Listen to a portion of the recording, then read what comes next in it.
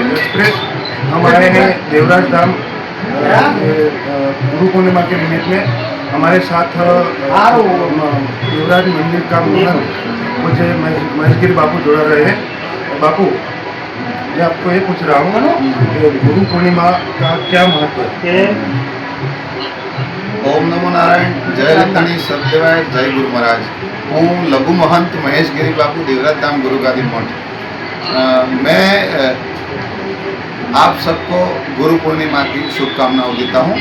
गुरु पूर्णिमा का महत्व है कि गुरु शिष्य का नाता क्या होता है। तो गुरु शिष्य एक दूसरे को मिलते हैं उस दिन, और उस दिन जो उनका भाव है सेवा का, वो सेवा का भाव दर्शाते हैं।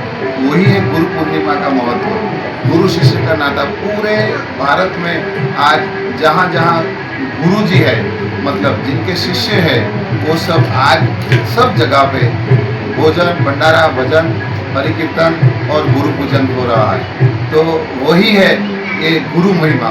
गुरु महिमा ऐसा है कि जो लोग मतलब अंधश्रद्धा में जाते हैं, तो कोई व्यसन मुक्त होते हैं, कोई खोटा आहार से मुक्त होते हैं, तो वो सब गुरु महिमा में आते हैं। जब गुरु महिमा ऐसा है, गुरु मिल जाए तो उनको ऐसा ज्ञान देते हैं, तो वही ज्ञान से ये मनुष्य अवतार में उनको यही जन्म में ये प्राप्त होता है। क्या प्राप्त होता है? तो मोक्ष प्राप्त होता है। तो मोक्ष मिलना के लिए गुरु महिमा की जरूर है, गुरु की जरूर है। इसीलिए गुरु महिमा का बहुत बड़ा महत्व है। और मैं ये बताना चाहता हूँ कि आज देवराज धाम में लगभग करीबन 25-30 हज़ार भक्तों ने यहाँ पे भोजन प्रसादी लिया और गुरु के दर्शन किए, समाधि के दर्शन किए, रामदेव जी महाराज के दर्शन किए और सब धन्य हुए हैं। बोलो ओम नमो नारायण, जय। इस जगह का महत्व क्या है? इस जगह का महत्व है कि यहाँ पे 750 साल पहले देवायत पंडित जी यहाँ आए हुए थे, और देवायत पंडित जी ने यहाँ जिंदा समाधि लिया हुआ है। तो जिंदा समाधि लिया, और उनकी पत्नी जो धर्मपत्नी थी देवल, उनको भी यहाँ जिंदा समाधि ले लिया। और इनके जो गादीपति थे वो हमारे दादाजी थे, जो गरगा कर के बापू थे, उनको गादी सौंपी हुई है। फिर उनकी 11वीं पीढ़ी मेरे पिताजी थे, और 12वीं पीढ़ी धनगिरी बापू, और मैं महेशगिरी बापू, 2 भाई हैं हम यहाँ पे। और यहाँ पे 17 समाधि है कुल इस जगह पे। और जूनी पुरानी जो एंटीक चीज़ें हैं वो भी बहुत है यहाँ पे, जो ऐतिहासिक चीज़ें बहुत। यहाँ लोग कहते हैं बापू कि जो देवराज पंडित था उस वक्त का उसके हाथों से हस्ताक्षर से लिखा गया ताम्रपत्र, वो भी सही बात है? हाँ, ताम्रपत्र भी है यहाँ पे।